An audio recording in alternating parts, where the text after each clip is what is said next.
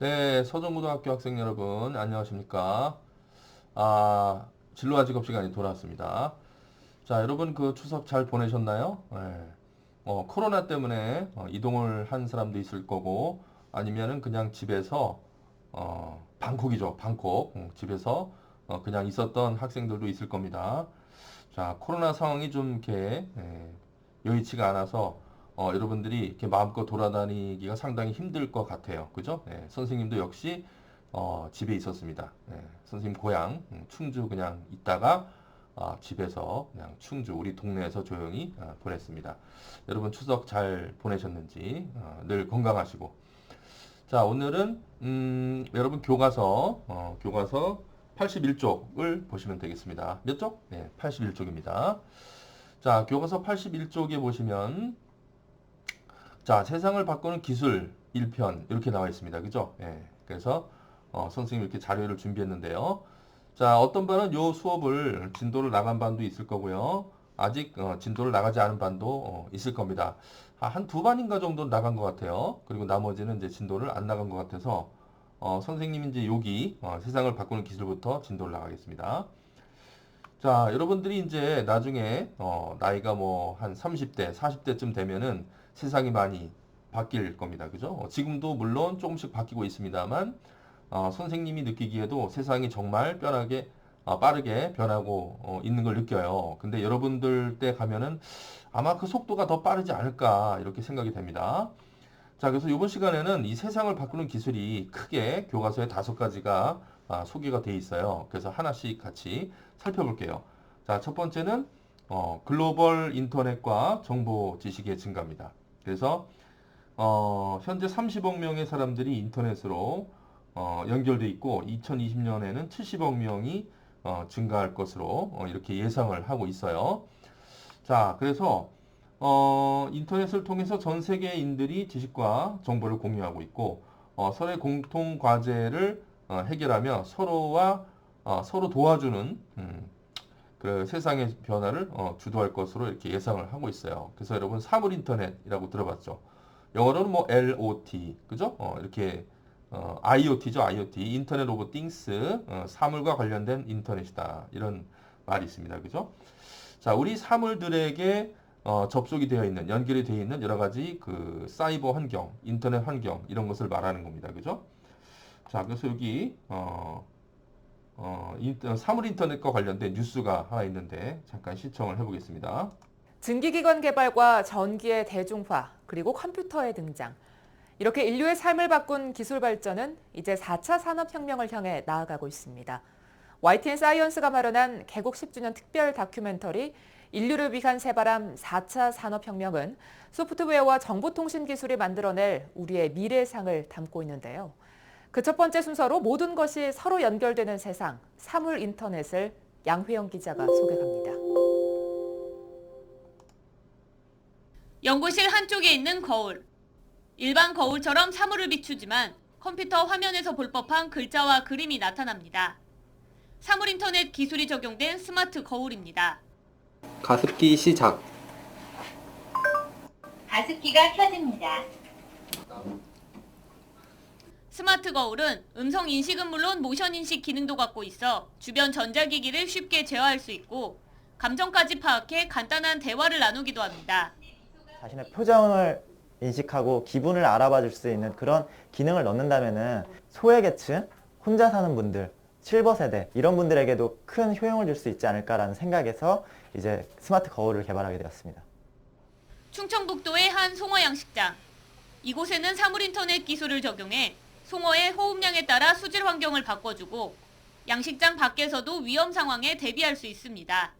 이런 시스템을 해놓은 상태에서 이제 산소가 원활하게 돌아가는지 우리가 정확하게 알기 때문에 대량 폐사도 막을 수 있고.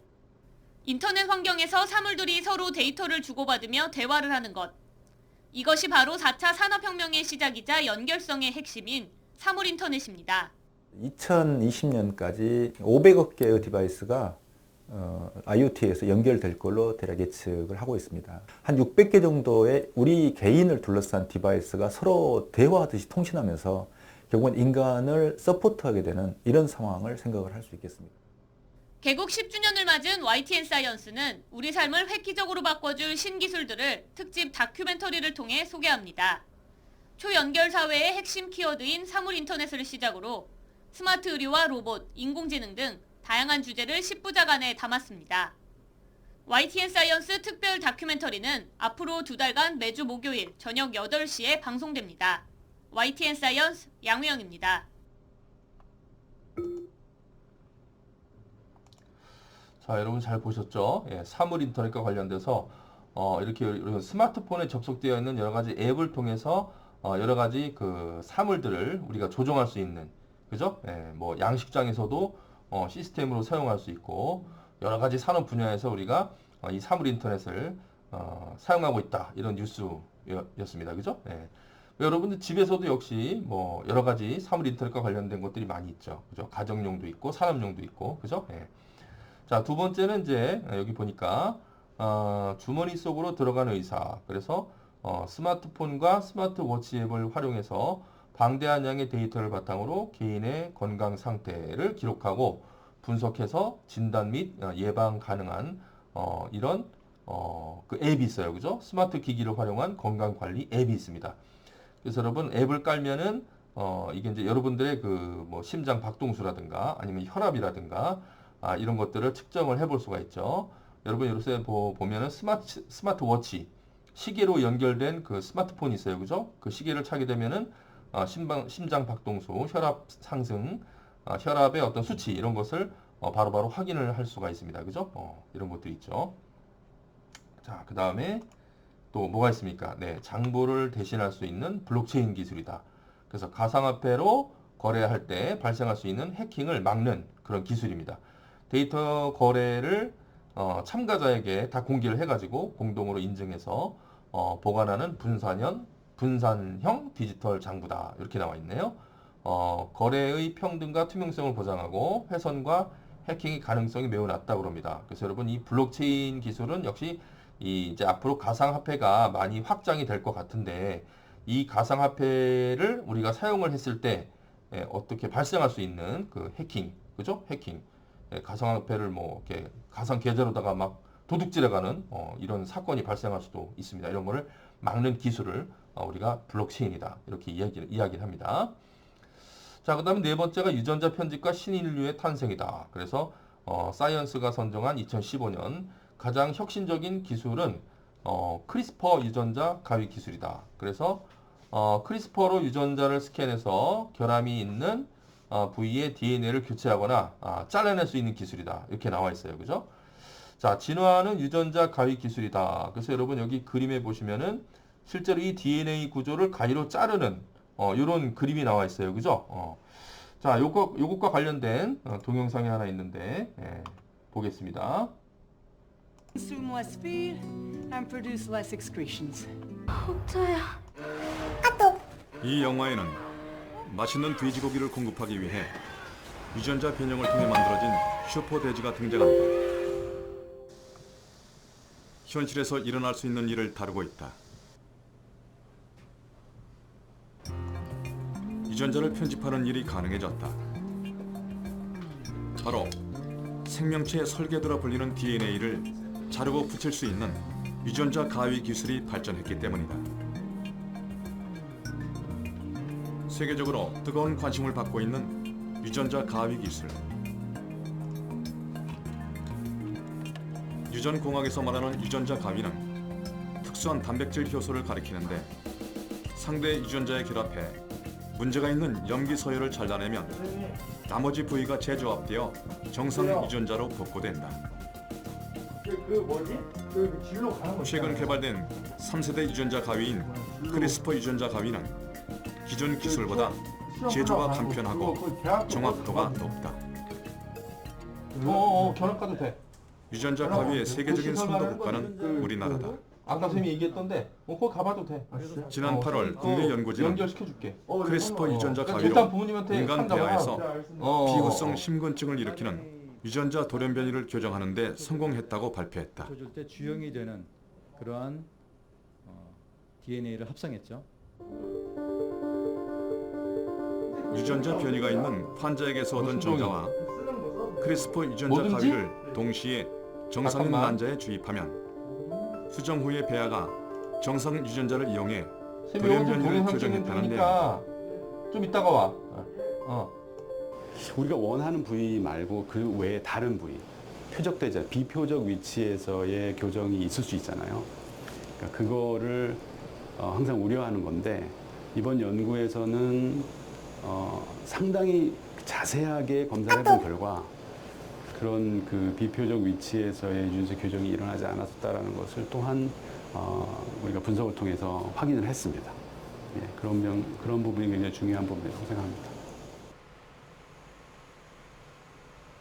유전자 가위는 식물의 유전자도 교정하는 데 연구되고 있다. 동작물의 경우 병충해에 강하고 높은 생산성을 얻기 위해 유전자 변이를 조작해왔다. 이 같은 조작이 아닌 식물 세포에 유전자 가위를 직접 주입해 교정하고자 하는 염기에만 정확히 작동시켜 식물 유전자를 교정하는 방법도 국내 연구진이 성공했다. 이 기술을 응용하면 다양한 작물의 형질도 개선할 수 있다. 크리스퍼 유전자 가위를 식물 세포 내로 도입을 하여 특정 유전자만을 타겟하여 그 유전자가 유전자 가위에 의해서 발현이 되지 않게 되면서 그 식물에서 그 유전자가 어떤 역할을 하게 되는지 알 수 있게 되고 또 이 식물 세포 배양실에서 식물 조직 배양을 통해서 그 식물을 생장을 하여 그 유전자가 결국에는 어떤 표현형으로 나타나는지 알 수 있게 됩니다.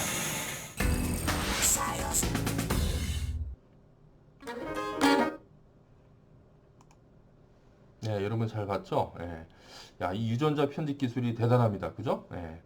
그래서 이게 유전자를 조작을 해가지고 여러 가지 과학 분야에, 생명과학 분야에도 쓰일 수 있고, 우리 그 사람을 다루는 의학 기술에도 쓰일 수 있다라는 겁니다. 그래서 이게 지금 현재는 그 동물과 식물에 많이 실험이 이루어지고 있고, 실제로 동물을 복제한다든가 아니면은 그 식물을 복제해서 더 좋은 품종의 식물을 개량하거나 하는 기술로 지금 현재도 쓰이고 있습니다. 그죠? 예. 그래서 여러분 이 유전공학 아니면 생명과학에 많이 관심을 가지시기 바랍니다. 예. 아주 미래가 밝습니다. 그죠? 예. 자, 그 다음에 마지막으로 이제 드론의 시대, 무인기가 생활을 바꾼다. 그래서 다양한 분야에서 활용이 되고 있고, 가격도 다양하죠. 드론이. 그죠? 뭐 택배라든지 촬영이라든지 범죄 수사, 뉴스 보도 등에서 아주 많이 드론이 발생을 하고 있고 많이 사용을 하고 있습니다. 자, 오지나 재난 현장에 의약품과 구호품을 전달하고 인터넷망도 제공하면서 지구의 기후 변화를 관측하고 생태계 관리 등에도 이 드론이 실제로 많이 활용이 되고 있는데, 자, 이것도 동영상을 하나 시청하도록 하겠습니다.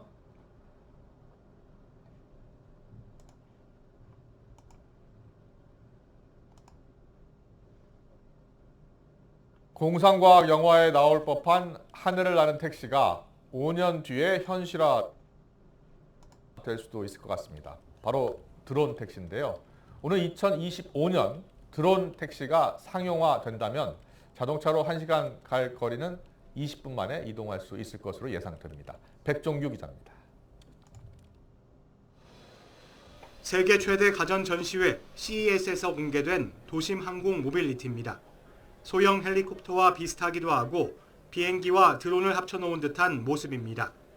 현대차와 우버가 손을 잡고 선보였는데 전기 동력 기반으로 조종사를 포함해 5명까지 탈 수 있어 드론 택시로도 활용 가능합니다.